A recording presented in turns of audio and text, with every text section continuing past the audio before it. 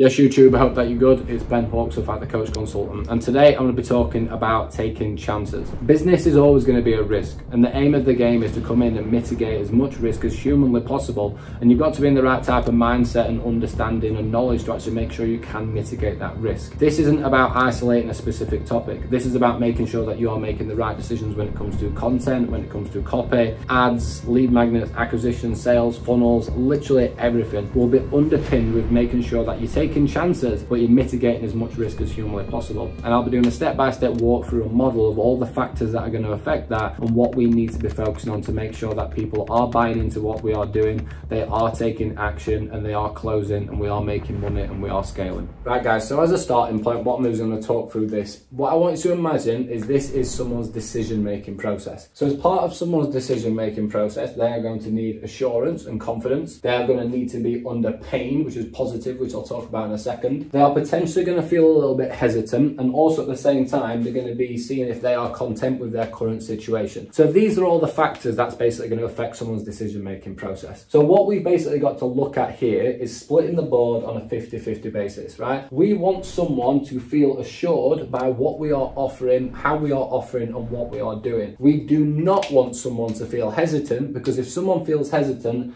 they're definitely not going to be taking action and definitely not going to be purchasing, right? On the right hand side, we want people to be under pain, because again, as I've spoke about in other videos, when someone's under pain, they're going to get a stimulus, they're going to get an action, they're going to respond. So we want someone to feel some form of pain, because what that will basically do is get them to a point where they do not feel content, right? So this is so important to understand, because we need to be making sure that all of our actions and all of our decisions are all focused on building assurance and isolating pain. We do not want people to be in a position where they are feeling hesitant towards what we are doing, and also content in their current situation, right? So when we're looking at assurance is basically going to come down to how confident someone is behind you as a person, your offer, and what you are doing. So this is why it's so important to make sure that we've got clarity with our offer, which is aligned to that niche, right? Then what we've got to take into account is how do we actually build more assurance, right? This is about overriding as much confidence as humanly possible. Every single client result, every single testimonial, every single bit of feedback, every single review, right? There is never too much, right? As long as it's specific towards that niche. If you have got, for example, 20 client reviews versus 200 client reviews, or 30 testimonial videos versus 300 testimonial videos, all that's basically going to do is take someone further up this point of assurance and confidence, right? So they're going to be up in this part where basically you are going to be coming in and potentially getting paid.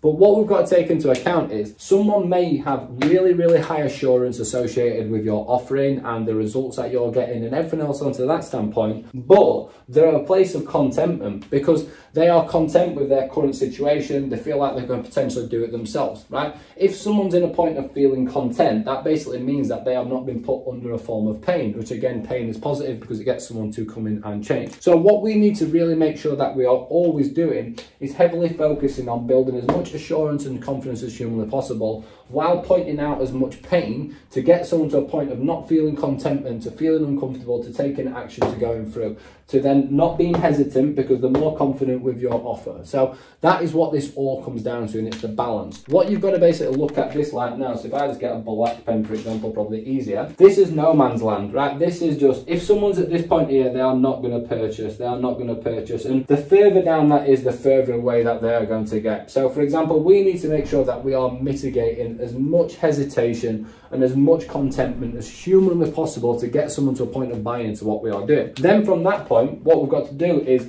go further up this line, because what we've got here is, imagine that this is 1 person, 2 person, 3 person, 4 person, 5, right? These are all different types of people. So you might have the first person here who has a quick response, like they just need a quick stimulus and they're coming and going to take action, right? So they've potentially got like a lower action threshold. So what that basically means is they just need a bit of assurance, need a bit of pain for them to come in and be like, right, yeah, I'm ready to rock and roll now, I'm ready to respond, right? Whereas a lot of people out there potentially potentially might be at this bracket here. So they are going to need more assurance, they are going to need more pain, right? Then you've got the third person who might need a lot of assurance and a lot of pain. So what we've basically got to take into account here at this point is, where should we be aiming, right? Because at the end of the day, this is going to categorize so many different people. We don't want to be down here in hesitation and contentment, because that's just no fun in any way, shape or form. We want to be up as high as humanly possible, at the point of putting someone under as much specific pain as humanly possible, but also at the same time building as much confidence, right?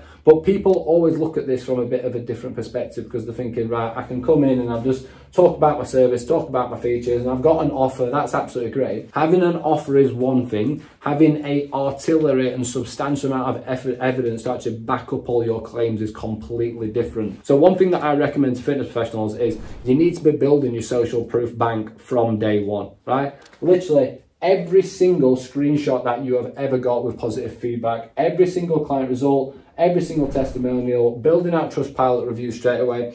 Because what you will find is, over time, let's just look at a timeline, for example. If we did this at year one, so if we went year one there, versus 3 years, if you are coming in and, for example, you are building your bank of assurance and confidence over 3 years, right, what that's going to do is that's going to accumulate and populate. So when it comes to a point of thinking, oh, I'm a little bit hesitant, I like the offer, I like what they're going to say that they're going to solve for me, but I haven't got much confidence behind them, you can turn around and drop the bank that you've been building for the last 3 years. But if you are not in a position of understanding this, that this always comes down to assurance and confidence for someone to take action, then you're going to be at a point where you are just going to be stuck, right? Because you're not going to have confidence and conviction behind what you're actually saying that you can claim you can do, right? On the other side, what I've got to take into account here, as I've spoke about in previous videos, pain is one thing, but hyper-specific pain is another, right? Most people out there want to lose body fat, they want to gain muscle, they want to get a better mindset, but everybody's talking about that, and everybody wants to achieve that. So in reality, if you are creating pain points associated with fat loss and muscle gain and mindset, but it's not hyper-specific towards a niche, you are not going to install enough pain for someone to come in and take action. If, again, we come up onto this part here, and over time, because this is what it takes working with a niche, you really start to understand them, start to get to know their latent conditions, start to really understand their hyper-specific problems. What you can do is you start being more specific over time. So by the time it comes to 1 year, for example, to 3 year, you are targeting serious level, let's call that a bow and arrow there. You're targeting serious level pain points, right? So what that basically means is you are going to install hyper-specific pain. You have got a substantial amount of confidence and assurance and social proof and evidence behind your actual offer. And what that's going to basically do is that over time, that's going to mitigate as much hesitation as humanly possible. It is going to mitigate as much contentment as humanly possible, and overall have you in a position where acquisition, sales, marketing and content, everything starts to become 10 times easier. But it all starts with understanding that process, right? You cannot build assurance and confidence without building your bank, right? Everything needs to be saved, everything needs to be formatted right, everything needs to be visually presented. You cannot come in and get to a point of someone having a good decision-making process if you are not putting them under pain, because if they're not coming under pain, they're going to feel content, right? So this is what we're battling against. How do I fight against, and I'll put a big cross through that,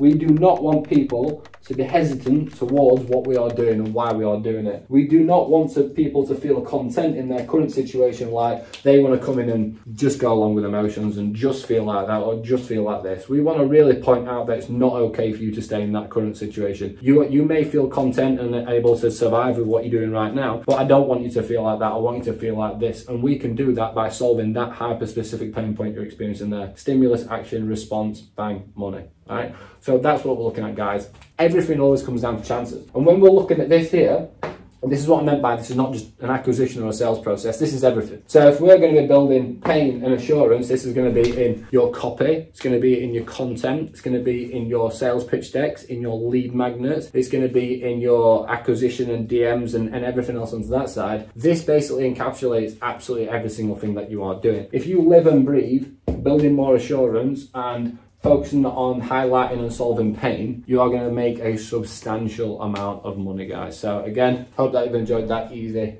visual example. I know it's a little bit messy now, but if you watch the full video, then you obviously understand it all. So That's all. Building, managing and scaling a high performance fitness business does not need to be overcomplicated in any way, shape or form. But at the same time, you need to understand that it's not just a straightforward, simple process of doing the absolute bare minimum. This game comes down to doing the right things at the right times in the right manner, specific for your current situation. And again, this is what we do with hundreds of fitness professionals. And if you want to see a bit more information on the results that we've achieved and what we do and how we do it, and there's also a free resource as well with a link in my bio. So hope you enjoyed this video, guys. If you liked it, give it a like. If you got any requests, drop it into the comments. If you're not subscribing, subscribe, and I'll see you on the next video.